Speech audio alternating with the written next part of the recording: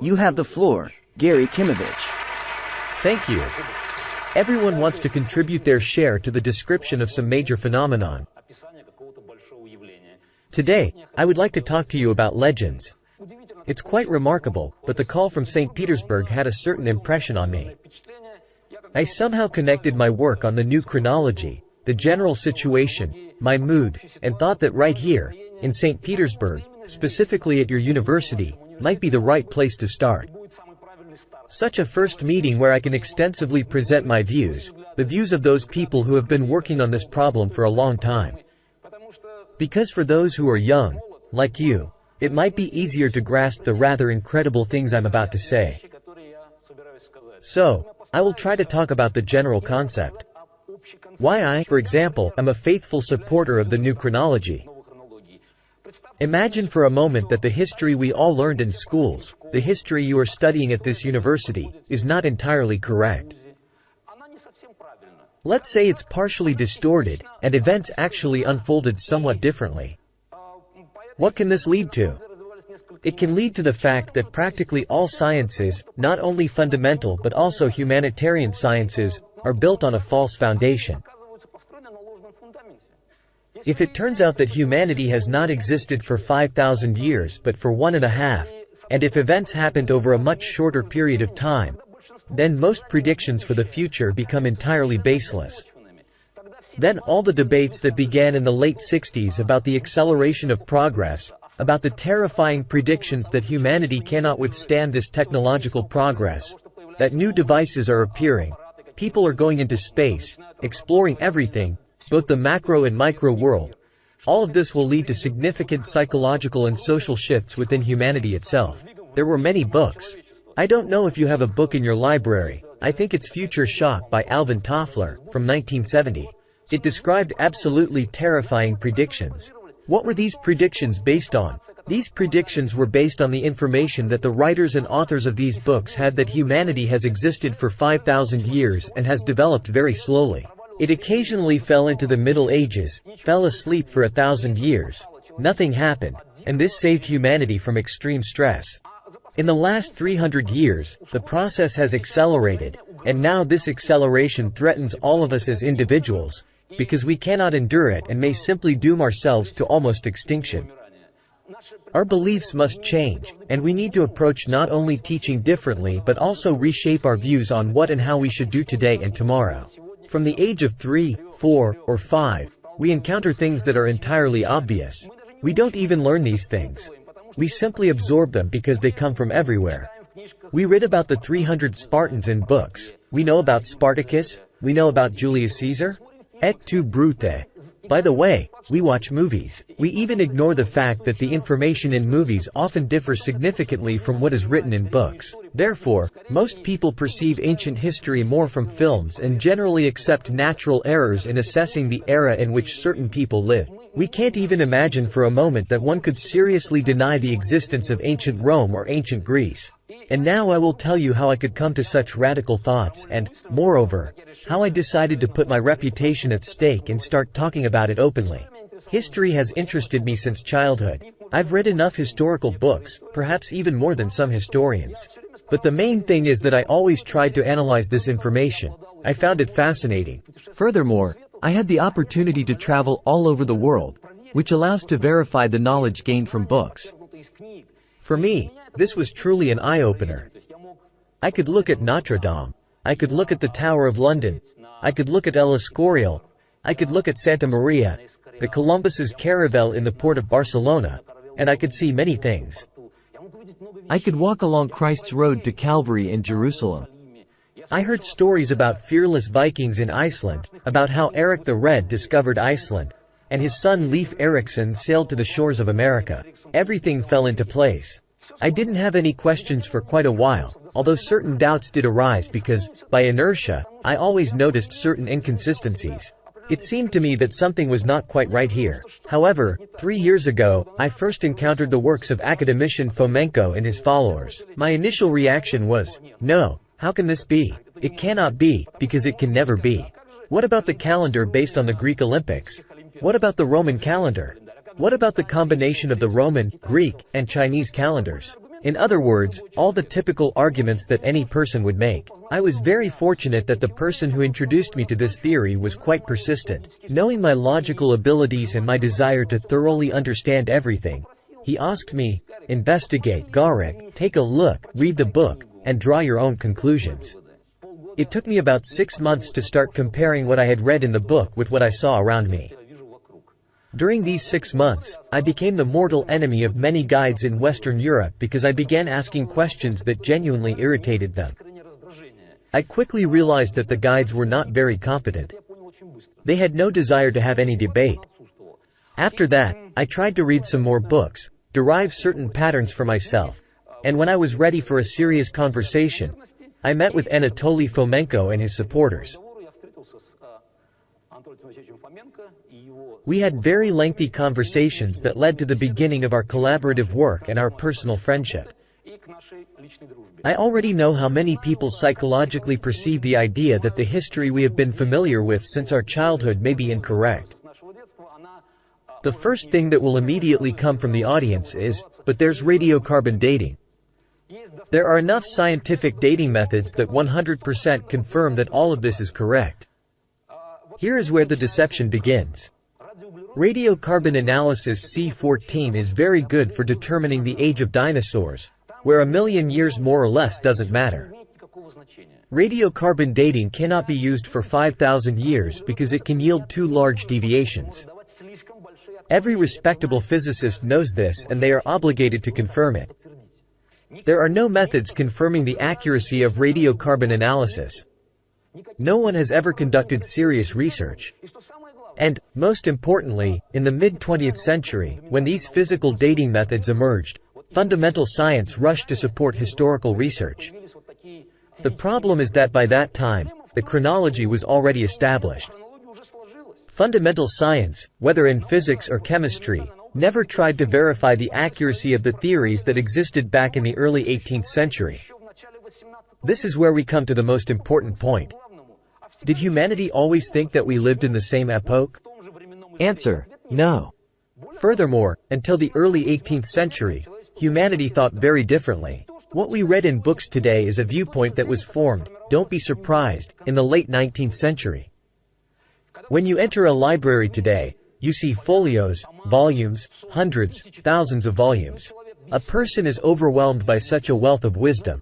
But this wealth of wisdom is based on 3, 4, 5 primary sources, no more. Because in 20th century books, you will find references to the works of the mid-20th century, then to the early 20th century, then to the 19th century, then to the early 19th century, then to the mid-18th century, and then it boils down to almost nothing. There are very few of these books.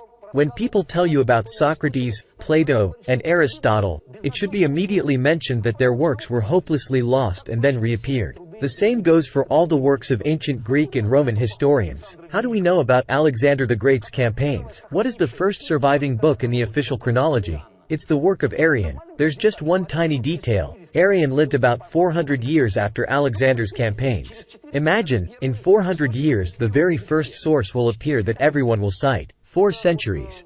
It's like studying, for example, the time of troubles in Russia or events from the 17th century based on the works of today's authors, when everything else has vanished. Furthermore, you see, for some reason, we assume that information exchange in ancient times was the same as it is today. But the issue isn't just the absence of computers or faxes. The issue is that people simply didn't travel more than 10 kilometers from their homes. Those travels were dangerous. Besides, it was unclear where to go because there were no basic tools for traveling. Maps didn't exist. Unfortunately, the earliest maps appeared around the 15th century, but the quality of those maps was such that it's better not to look at them. You'd drown in the first swamp following one of those maps.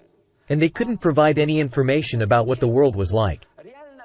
Truly serious geographical maps that could be used for travel and provided reliable information only emerged, or rather, have survived for us today, I think, at least by the end of the 16th century.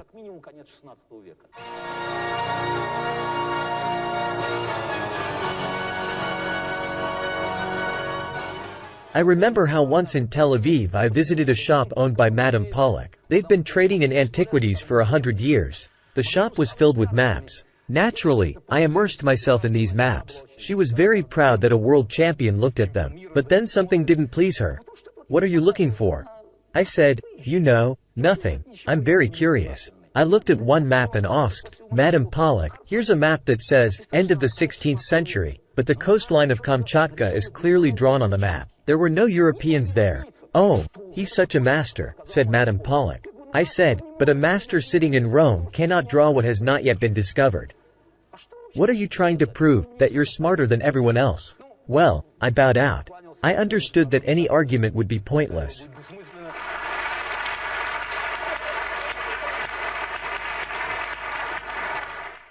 Most ancient maps are falsified because they contain information they couldn't have. When you see a map on which the Amazon is correctly drawn and it's dated to the 17th century, that map is incorrect. When you see an 18th century map that shows the entire course of the Nile up to Lake Victoria, that's also untrue. It's a forgery because the English first went there in 1854. And there are many such cases. I'm trying to look at the development of humanity in general. Have there been any fundamental changes in our genetic code? Because let's look at the last 400 years, where we have the opportunity to analyze different sources of information, where they already intersect, where we can compare what's said here and what's said there, and the information is more or less verifiable.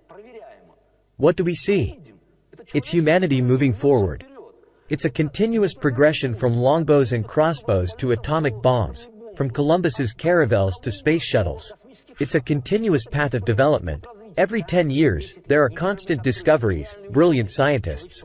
Humanity is progressing. And what do we see before that? What are these periods of millennium-long medieval dormancy? Have people changed? Genetic code doesn't change so quickly. How can this be? Where did the scientific knowledge accumulated in antiquity and ancient Greece go? Did it disappear? Knowledge doesn't disappear. It cannot disappear. It's a myth, because if there is a good map, it cannot vanish.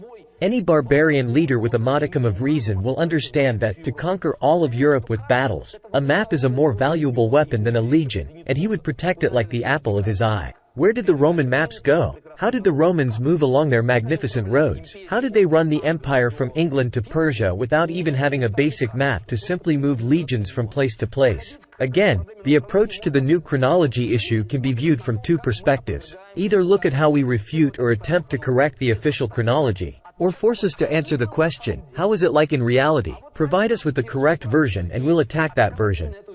So often, when television provides very brief materials, it tries to shock people with information like Batu Khan and Yaroslav the Wise being the same person. I can easily construct a logical concept from which this follows, because most likely, it was indeed so. But when this information is presented out of context, it simply arouses natural rejection in people. But how can this be? This can't be, because it can never be. It works effectively. It has nothing to do with serious scientific debates. Let's think for a moment about something else. The 8th, 9th, 10th, 11th, and 12th centuries. When were the foundations of fundamental science laid? 1,000 years before that. It turns out that calculating the precession of the equinoxes, the lunar month, and the length of the Earth meridian is much easier than inventing the horse collar. It's a piece of cake. So, in the 3rd century BC, before the invention of the horse collar, stirrups, compass, musical notation, and the like, how did the great ancient Greeks solve their problems? The heliocentric system was invented long before Copernicus. It's actually the 3rd century BC. Aristarchus of Samos, as we all know, was the very first to describe this system. However, it was forgotten for some time, and Copernicus later recalled it. Humanity had amnesia for 1,500 years.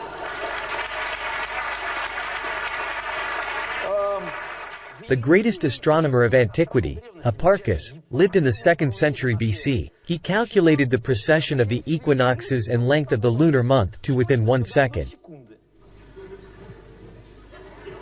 Have you seen the ancient Greek water clock, the clepsydra? How was 1 second measured there? Where were the clocks that could calculate with such precision? Let's continue. Eratosthenes. He calculated the Earth's diameter with an accuracy of 100 kilometers. Well, of course, it's elementary. It's not like inventing a horse collar. Now, Ptolemy, the distance from the Earth to the Moon is 29.5 Earth diameters. The correct answer is 30.2. Well, I would say, he nailed it. It's elementary. By the way, there were no telescopes or anything. Indeed, he just calculated it. Well, he made a rough estimation like that and got it right.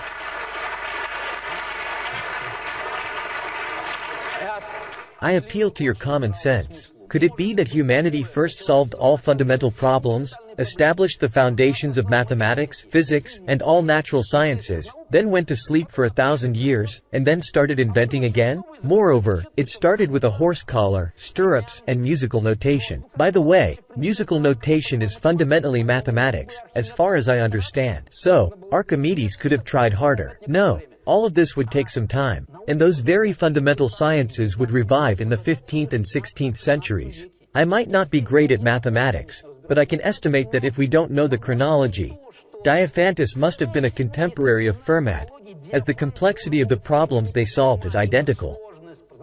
Apollonius must have been a contemporary of Kepler. This is also evident. The problem of conic sections that Apollonius solved became relevant when Kepler started calculating the trajectories of planets. There can be no other way because this is logical. This is common sense. Everything else is from the evil one. Obviously, we all can calculate and know that 2 times 2 equals 4, 3 times 3 equals 9, and so on. But have you ever tried calculating with Roman numerals? Go ahead, give it a try. I mean, if you put in some effort, you can multiply and divide with them. Have you ever tried calculating something more complex using Roman numerals? Like the length of a lunar month, for example. Or using Greek letters. Do you know why? Because Arabic numerals were not officially available yet. That's the problem. In the historical pasting together, they forgot to incorporate Arabic numerals during the birth of fundamental science. So, Archimedes, Apollonius, and Diophantus managed without numerals altogether. Well, there were certainly numeral systems. The Babylonian numeral system used hieroglyphs. 1 and 60 are represented by the same hieroglyph. When historians are asked, how did they calculate? How to multiply, for example, if the symbol for 1 and 60 was the same. How to distinguish the number 61 from the number 2. They say, but they memorized it. They remembered.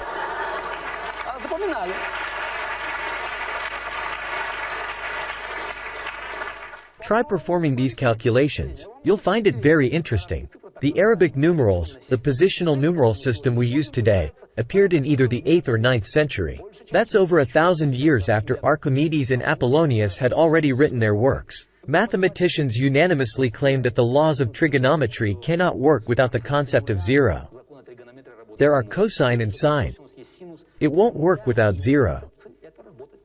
But between them lies 1,000 years. How did they manage that?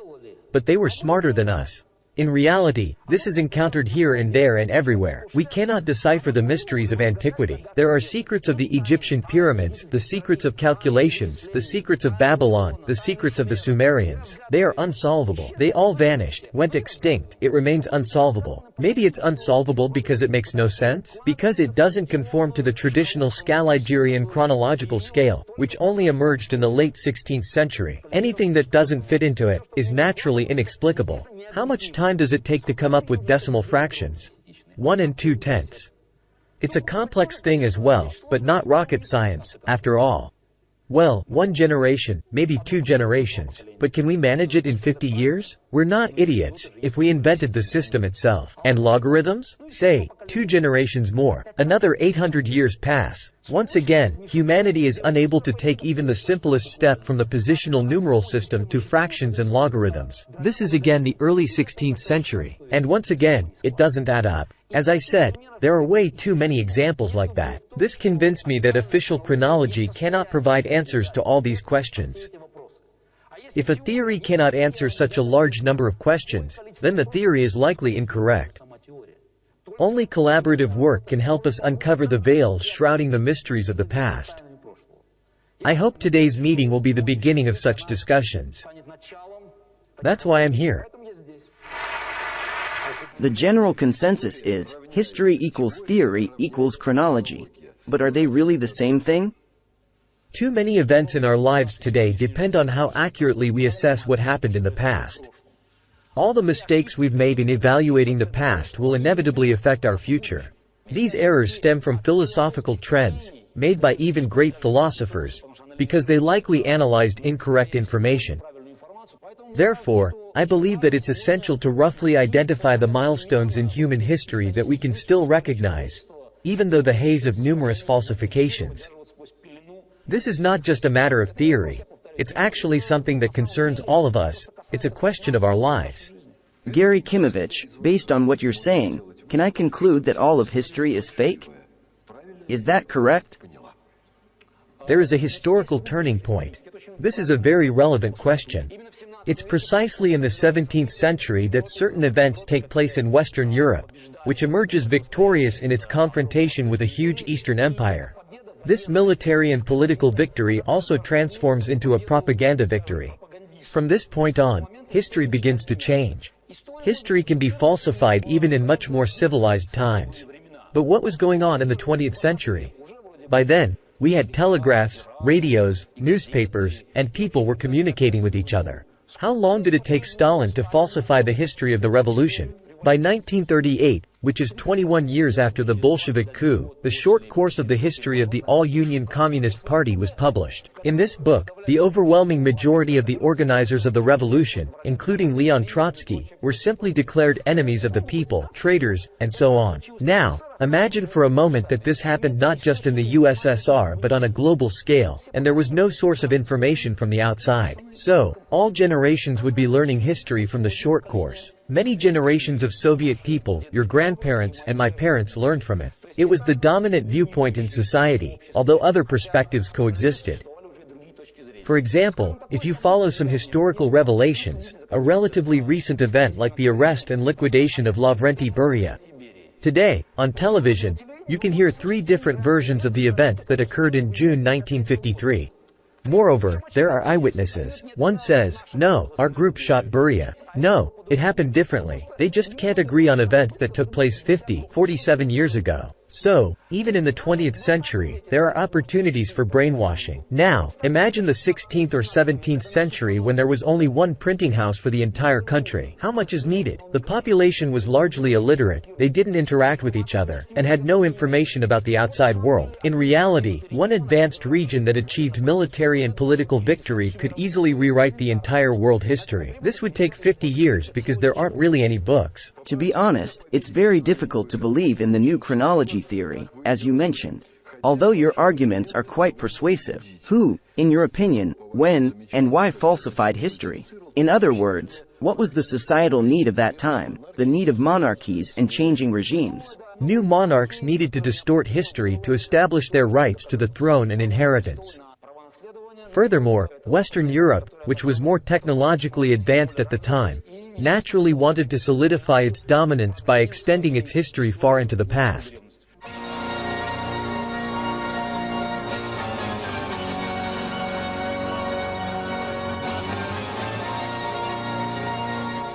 Garry KASPAROV, you want to convince students of the validity of your theory, but consider this sly question.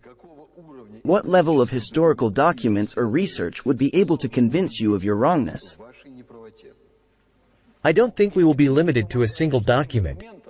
In reality, there are just many questions, some of which I raised today. If satisfactory answers are provided to them, then all the better. Well, I am ready to yield to arguments. The problem is that I haven't heard a single argument yet. Tell me, please. Academician Fomenko references a passage from Thucydides where there is a mention of a solar eclipse. As far as I know, Academician Fomenko doesn't read Greek, or does he? I believe Academician Fomenko doesn't read Greek. In the original Thucydides, it is said that the sun was visible as a crescent. However, in Fomenko's book, it is described as a total solar eclipse, and based on this, the entire Thucydides is refuted. There are quite a few similar instances of facts and texts being manipulated in this way. And your question? How is the specific historiographical and archaeological foundation of your new chronology established? The old chronology does have such a foundation. You've asked a good question. Indeed, one of the reasons I started these presentations is that the quantity of sources we have exceeds our ability to analyze them. We genuinely lack specialists for all languages. I don't exclude the possibility that such errors may occur from time to time. I only deny one thing, that the official chronology has a foundation.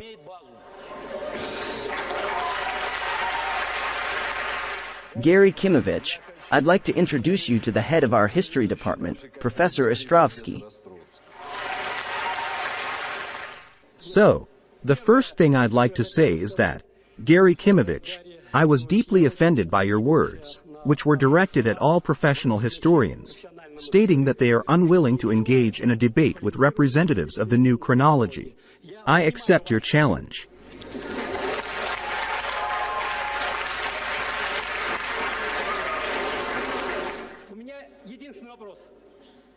I have one question. We have tens of thousands. I emphasize this, not just a few, but tens of thousands of sources that historians date to the period up to the middle of the first millennium of the Common Era. The question arises, who? Answer, not true. Tens of thousands. Answer, not true. Thousands. Answer, not true. Well, it doesn't matter. Tens of thousands of sources, and sources that. Answer, not true, because you. Let him finish the question. Tens of thousands of sources, and not just major sources. For example, it includes ancient Roman literature, ancient Greek literature, ancient Eastern works, India, China, and so on. But we also have hundreds of economic documents and so forth. The question arises, who, when, and for what purpose created this enormous mass of materials? And in this context, the second problem is, who, why, and for what purpose finances this enormous mystification? There are way too many situations where information that we consider today as the only correct version emerged in the 17th century. Let's look at the subject that I have a direct connection to. When did chess originate? Can you tell us? When did chess originate? I don't play chess. Well, it's a historical question, by the way, because everyone knows about it. It's kind of like a legend. Chess originated in India. It's the legend of the 64 squares and grains of rice that should be placed on these squares. From India, they traveled to northern Persia, from there to the Arab world, from there to the Iberian Peninsula, and finally to Europe. It's a very beautiful legend. I was raised on it, and in general, I believed there was no doubt about it. Moreover, I even wrote several articles explaining in detail how it happened. At that time, I believed that's how it should be. Quite by accident, I discovered that these ignorant, dull Europeans, until 1685 believed that chess didn't come from India at all, but it was invented by Palamedes during the siege of Troy. This is a very important moment because Palamedes and the siege of Troy must have happened in a very distant past. According to your chronology, it's around 1184 to 1195 BC, if I'm not mistaken. So, did chess disappear somewhere, or did the Europeans think that Palamedes lived much closer to the 17th century? Then a parallel Indian version appeared. Diderot presented it in his encyclopedia in 1755. He gave two parallel versions. He favored the Indian one but, at the same time, made gross errors from the perspective of today's chronology. How did Europeans find out about this, and what happened to the Palamedes version? Where are these documents? Why do you exclude a vast number of bibliographic sources? I specifically looked into it. Approximately 80% of the sources used by the greatest historian of the 18th century, Edward Gibbon, in his work, The History of the Decline and Fall of the Roman Empire, are now excluded by you. What happened to the French history of the Huns from the 17th century? Why do you exclude it? Why do you exclude the majority of sources that you disagree with, labeling them as ignorant? Why do you exclude maps that depict things that seem utterly unbelievable from your point of view? Why do you forget that without vowels, the country Persia or Paris will sound exactly the same? Why are so many of these things automatically excluded? The main thing that happened is not just the appearance of new documents but the exclusion of old documents. All of human science that existed in the 17th century and the early 18th century was systematically pushed aside. Who gave you the right to declare the greatest scientist of all time, Isaac Newton, insane? Do you know that Newton was declared insane? Why was he declared insane? Because in his old age, this great man decided to delve into chronology and wrote the book, The Chronology of Ancient Kingdoms Amended. This book was never published during his lifetime. It was published a year after his death, and in all posthumous biographies of Newton, it is claimed that his mind became clouded in his later years because he turned to other matters. By the way, in the list of Newton's works in the Encyclopaedia Britannica there is no mention of this book. Why mention it? A large amount of information contained in books from the 17th, 18th, and even 19th centuries strongly contradicts what we discuss today. Even the German encyclopedia, 8-volume History of Humankind from 1885, which you undoubtedly have, I have no doubt about that, contains information that you cannot explain. Because meticulous Germans cannot understand why there are coins of Turkish sultans with 3 lilies and a Christian cross, and even a portrait of the emperor himself, which is prohibited by Islam. Somehow, he was called the emperor. Unexplainable things. They don't understand a lot of things. They don't understand why sources from the 17th century referred to Emperor Justinian as a Slav.